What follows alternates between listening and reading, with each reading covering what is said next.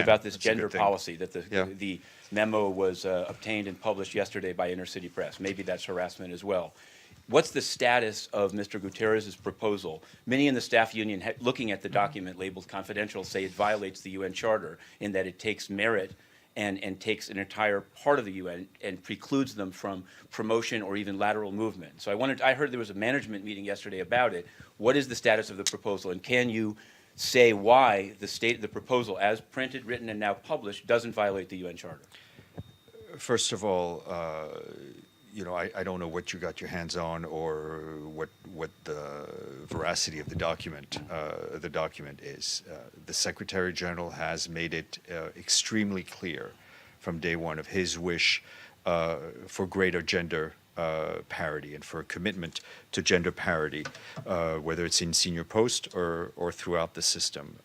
There are discussions underway to ensure that goes ahead.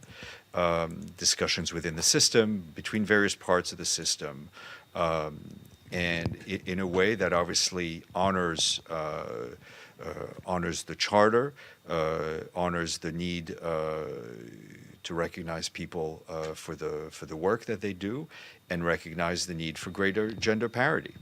Okay, so just the document is called System-Wide Strategy on It's Gender not Parity, a final. I mean, produced by the Gender Parity Task Force, and it's 31 pages long. Matthew, it's not a finalized document. You've taken something out of the oven that's not completely baked.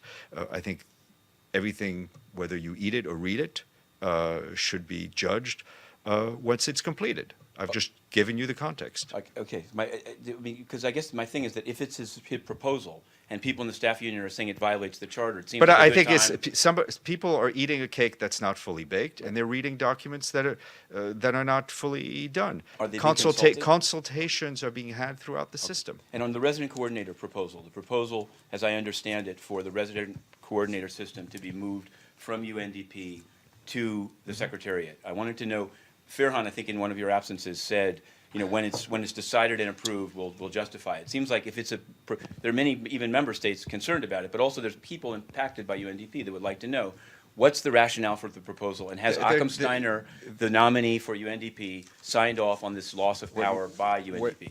First of all, again, I think I will refer you to the last analogy I gave you. There is, as the Secretary General said he would do, a review of the UN development system that is ongoing and that is being consulted, being led by the Deputy Secretary General. Once we have something to announce, we will. But obviously everyone who's needed to be consulted is being consulted. As for who the next head of UNDP will be, that is something that will be announced in due course when all the T's have been crossed and all the I's have been dotted. If the commitment to gender is as you said in answer to the question about the stated policy, how would that be consistent with the head of peacekeeping being a male and the head of UNDP being a male? How would that be consistent? I think one has to look at holistically at the system.